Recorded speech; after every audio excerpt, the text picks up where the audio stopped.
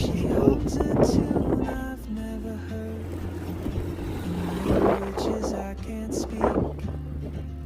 She writes down cities on her wrist, dreams she'll never keep. I sip my coffee, miss my cue, still anchored by my fear. But time rolls on like open roads, and soon she won't be here. Oh, traveler, you carry the sun in your stride. To je ta smrtonosna brv preko Okičnice, preko koje je moja mama išla u školu.